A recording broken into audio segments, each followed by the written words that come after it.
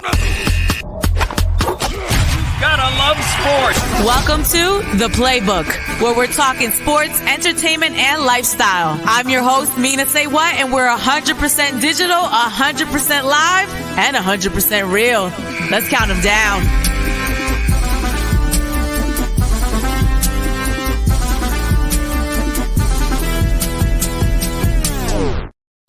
Welcome, family, to the final Playbook of the year. It's our digital sports show. We are live on R&B Philly's Facebook, YouTube, Twitter, and Twitch, and it is the last show of the year. Unfortunately, we have a lot of mess to get to. It wouldn't be right to end 2021 the way that it is ending right now. I'm your host, Mina SayWhat. I want to bring in my brother, Sean Bell, sportscaster and podcaster. I mean, this is like 2022 part 2. Everything is crazy right now, Sean, and this is our last show, so it's a little odd that the sports world is in complete chaos and it's our last show. Ooh, I love me some chaos, though. I ain't gonna hold you. I love me some chaos. I don't love COVID, but I love chaos. Well, COVID is definitely wreaking chaos. Let's hop into Philly takes. These are our top Philly stories. Everything in Philly this weekend is COVID.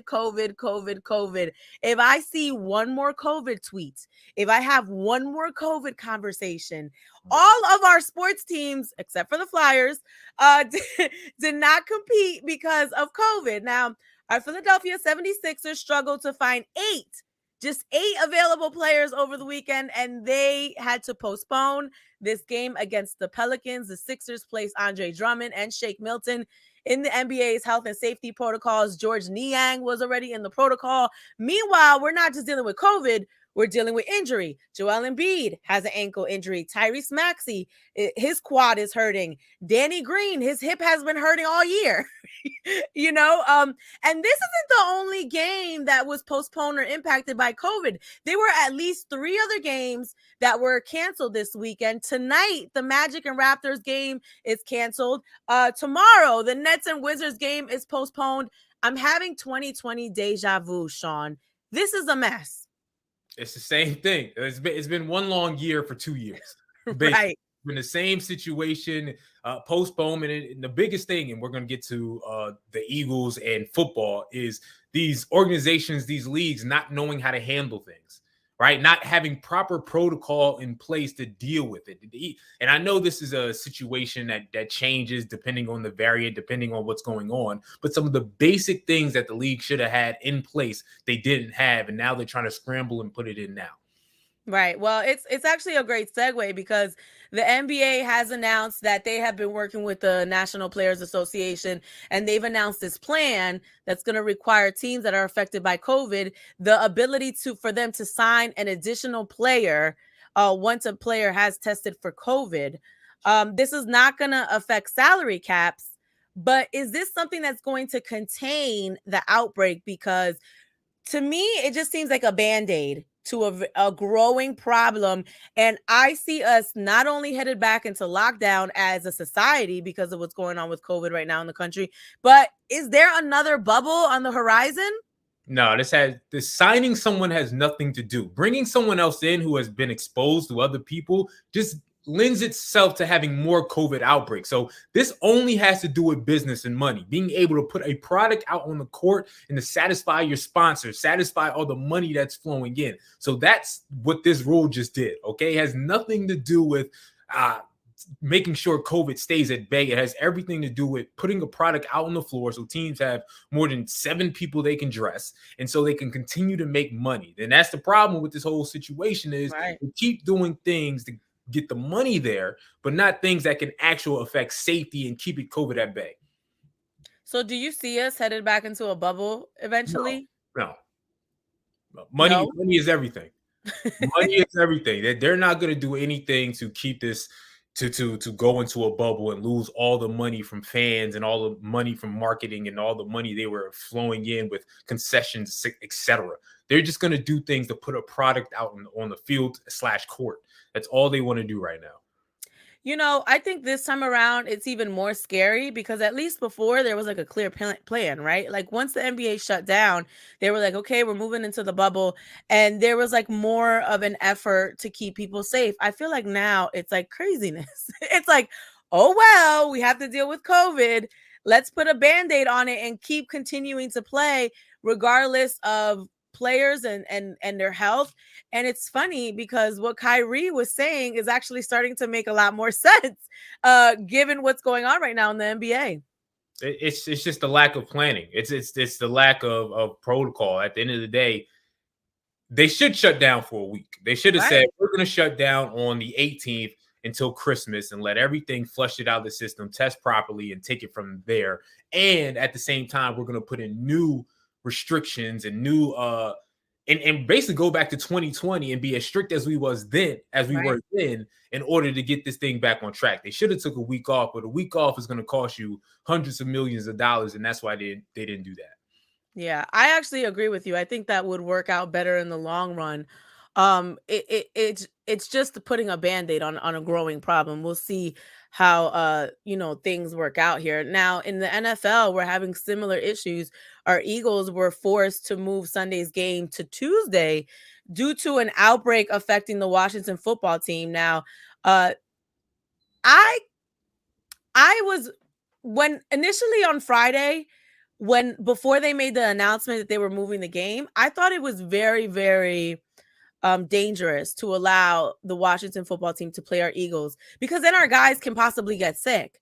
So I thought that in itself was very dangerous. But when they actually announced the postponement, I was like, oh, wow, that's a little responsible, right?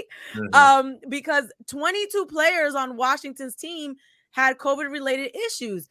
But now fans are upset because remember in the beginning of the season, Roger Goodell said, I'm not going to postpone any games. You're going to have to forfeit games.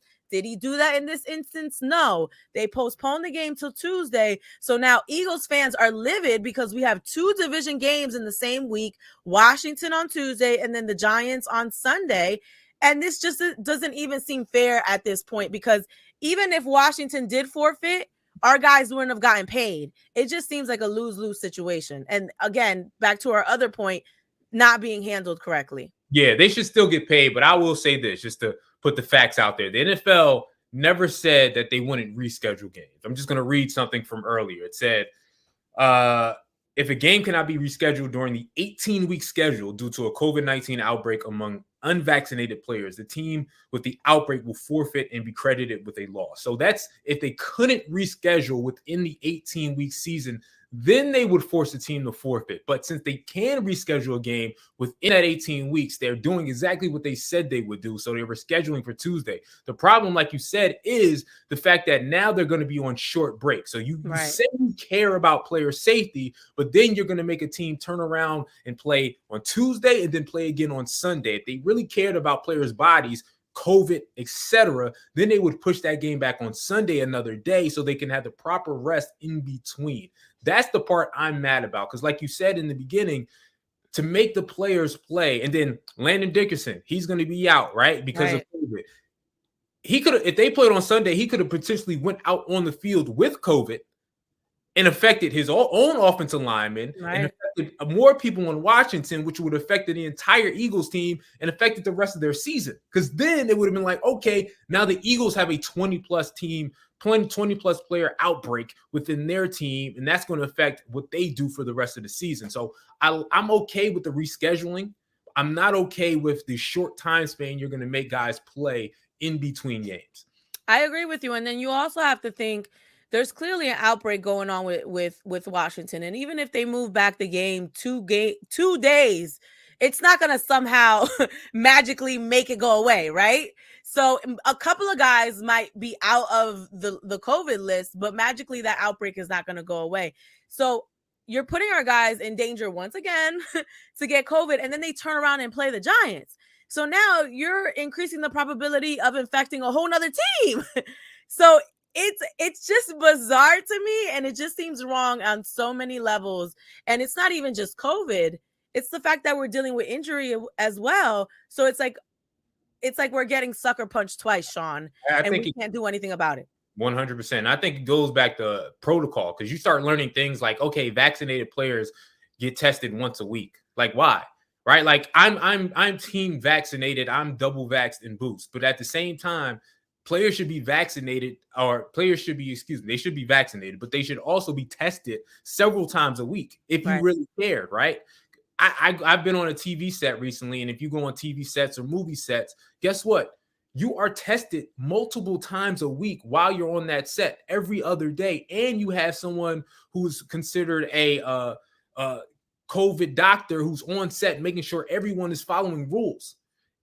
Why are you not doing that in the NFL or NBA? The problem is everyone is so lax now, right? At vaccinations that they're not doing the testing, they're not wearing masks, they're walking around doing what they want to do. This is a billion-dollar business. On TV sets, they're like, yo, I don't care if there's a 1% chance that someone gets it.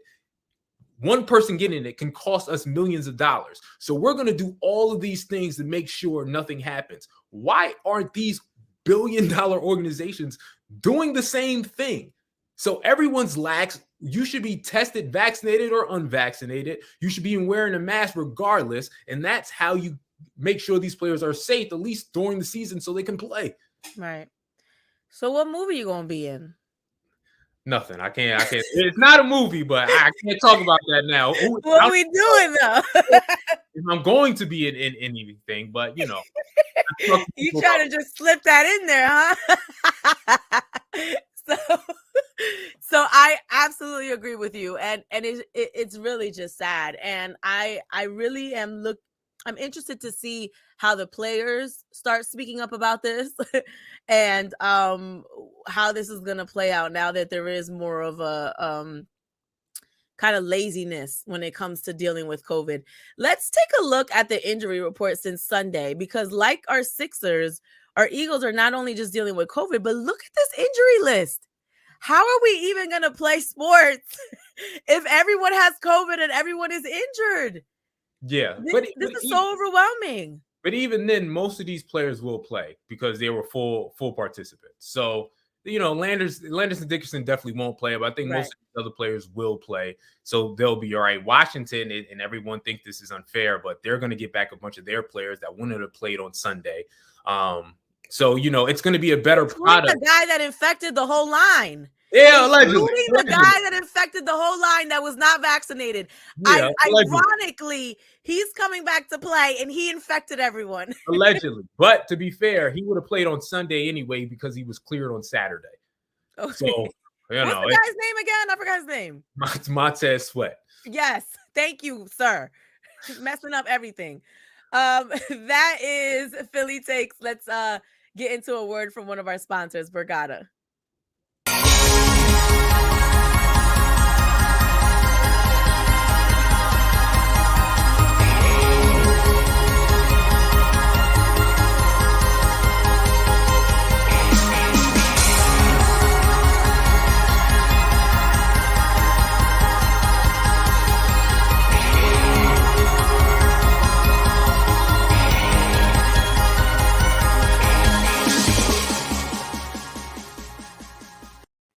Welcome back to the Playbook. It's our final digital sports show. We are live on YouTube, Twitter, Facebook, and Twitch. I'm your host, Mina SayWhat.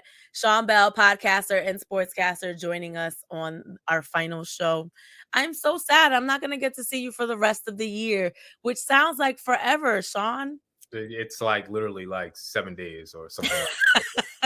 I'll be at home doing nothing anyways. It's not like we've seen each other in like a year and a half. We've only seen each other via Zoom or via these platforms.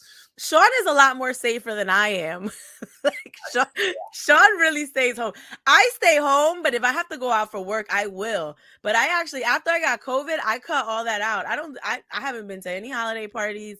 I'm good. I mean, my cousin had a sweet 16 and that was like a wedding, but I had my mask on the whole time. So yeah, I don't go to nothing. I have been to 2 weddings during the pandemic. That they were very safe, very small, but still. Yeah. So, but for the most part, I'm not in these streets. I know you're very safe. We like that, Sean. Let's talk about Jake Paul. Definitely not the person we wanted to talk about in the last show of the year, but If you ever had any doubt about Jake Paul's skills in the boxing ring, this guy just literally flatlined UFC legend TYRON Woodley in the 6th round of their matchup over the weekend. Watch this.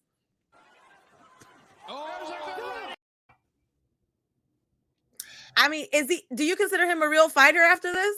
No, of course not. This guy's fighting legitimate like boxers and UFC people, Sean. He hasn't boxed a boxer yet. Literally, he hasn't fought a boxer yet. A real boxer. He can't be a boxer, not a boxer at all. TYRON Woodley is an MMA fighter. He fought a couple MMA fighters that were retired out of their that were done and out of their prime, right? And then he's fought Nate Robinson and basketball players. Right. Fight a boxer. And I'll consider you, even if you lose against a boxer, I will consider you a boxer if you fight boxers. If you fight, MMA fighters and basketball players and all these other things of people who are not trained in the art of boxing, I'm not going to care. Even if you pick out a guy like Anderson Silva, 46 years old, arguably the greatest MMA fighter of all time, he has an actual boxing record. He's boxed before. Fight that guy who you're scared to fight. And then I'll call you a boxer. Then I'll give you some props. But no, I'm not. TYRON Woodley has never boxed before boxing Jake Paul. All these people have never boxed before fighting Jake Paul in a boxing ring. So no, you're about to fight Tommy Fury. How about if he fights Tommy Fury? Well, if he fights Tommy Fury, I'll say you've actually had a boxing match. Okay. but until then, I'm not giving you that type of credit. Okay. You're not a boxer. Now, don't get me wrong, he can fight better than me in a boxing ring. Never fought before, right? Like, he's been in a boxing ring, he throws punches. So he's a better boxer than regular people. But he's not a boxer yet. Okay. Congratulations are due to Steve Kerr. He's been named the next head coach of the USA men's basketball national team. His Warriors are definitely killing it right now. So congratulations, sir. That's going to be good to watch. If we even get there because of COVID. Yeah, exactly. I mean, he may have to wait a couple years to actually do the job. But yeah, shout out to Steve Kerr, man. I love him. Right. So it is the holiday season. I couldn't let the last show of the year go by without highlighting one of my favorite players giving back this holiday season, Tyrese Maxey, with the Maxey Giveback. Look at him. He took a family on a shopping spree to Giant. How cool is this? How do I go on a shopping spree with Tyrese Maxey to Giant? I know, right? He's a great kid, man. Bottom line, like everything you hear about him when you talk to him is just a great, humble kid. You know what I mean? And Rich Paul ain't stop him from doing this. So, Have you changed how you feel about him? Because I know at one point we had a discussion regarding the Ben Simmons trade and Tyrese, and how I absolutely did not want to let go of Tyrese. Since he's been playing a lot more, have you changed your thoughts on him being traded? No, if you want a superstar, you got to give up Tyrese. It's just plain and simple. Like, if you want a player who's better than Ben Simmons, they're going to ask for something else, and that something else is going to be Tyrese Maxey. So don't think you're getting Damian Lillard with just giving up Ben Simmons and Thibault and a bunch of guys who don't even make my suggestion. You're gonna have, if you want a superstar, Bradley Beal, like they're saying they want a top 25 player from Ben Simmons. Well, then you're gonna give up Tyrese Maxey then. I think we should go after Jeremy Grant and call it a day. Then we won't be making it past the second round. What? Don't do that to Jeremy. Why are you gonna do that to Jeremy Grant? He's balling right now. Is he a top 50 player? Is he? He's not, but I think he's a good substitute to Ben Simmons. He could defend, he can score. I mean, he might have an issue with because he plays power forward. So we might have an issue there. Yeah, he doesn't fit. He's not, look, I like Jeremy Grant. I used to live in Jeremy Grant's building. We used to. We went to Syracuse together. Oh, well, you went to Syracuse. See, I used to live in his building when he played for Philadelphia. I used to talk to him. I used to talk to his family. Great guy. That's not going to win us a championship. That's not even going to get us to the conference finals. Really good player. We need a superstar or a legit all-star guard. Period.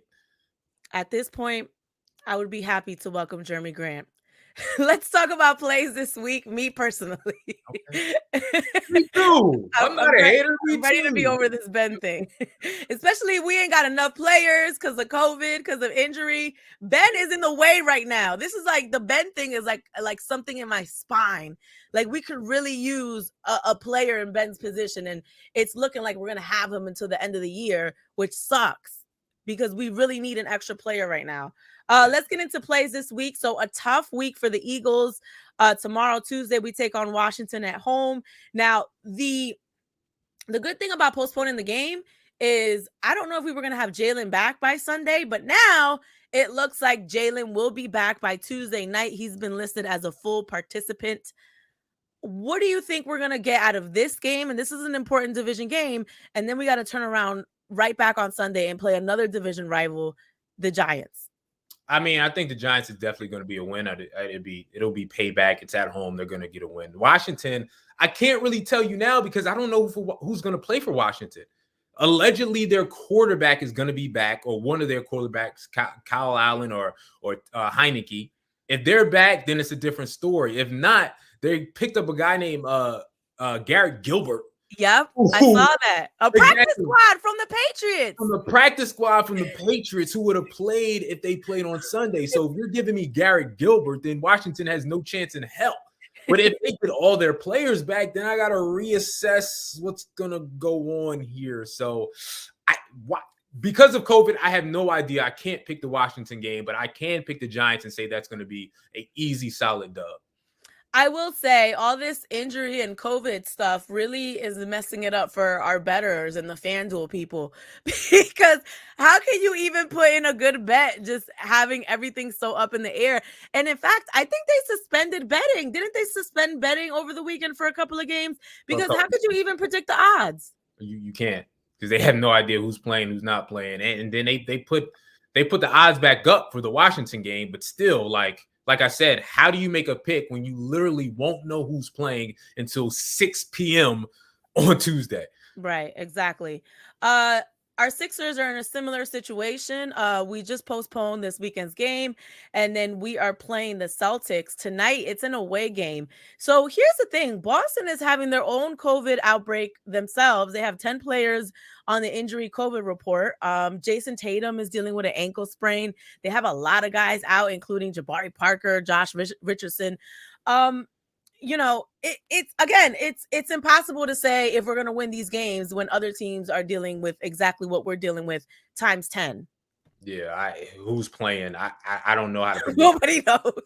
I will say this: even before we weren't playing well, so I mean, this season just ain't looking good for us. Okay, so regardless, we're going to be in a place that's not very good at the end of the situation. I'm so sad. What a way to end our last show. Yeah, I'm sorry, Sixer fans, but you know what I mean? That bandwagon got a couple people dragging at the end, looking to jump off. I'm never jumping off, bruh. Okay. You about to see me Steph Curry pom-poms. I mean, we like him, you know? Love him. I'm just not hopping on the Warriors bandwagon. I'm not doing that if that's what you're saying. Hey, listen, I gotta support somebody who makes sense right now. Who's gonna win? You're such a fickle fan. I gotta support somebody who's making sense. Trade Ben, and then I can come back into the fold. What would make you a Sixers fan again? What trade? If they trade for Steph Curry. Now you know that ain't happening. Boy, bye. Any final words before we go for our last show? Happy holidays. Stay safe. I know you want to see all your family members at once, but make sure you get tested beforehand and afterhand, and stay safe and do all the things and be considerate. Absolutely. And thank you so much for checking in with us every week, every 2 weeks. However it is that you interacted with our show, thank you so much. We appreciate all the good tweets, all the hate tweets. Every time Sean puts up a video or something of our show, all the trolls come right in my comment section. I've never been wrong. Just know that. We appreciate you. We love you. Okay, we're built for this. We will talk to you in the new year. Mondays at 1:45. Happy holidays, Merry Christmas, Happy Kwanzaa, Happy Hanukkah, and all of that. And thank you for watching. I'm Mina SayWhat is the Playbook. Thanks for watching The Playbook. I'm your host, Mina SayWhat, and you got something you want to talk about next week? You can always hit me up on social media at Mina SayWhat, and make sure you join us 1:45 next Monday on R&B Philly's Facebook, Twitter, YouTube, and Twitch. We'll see you then.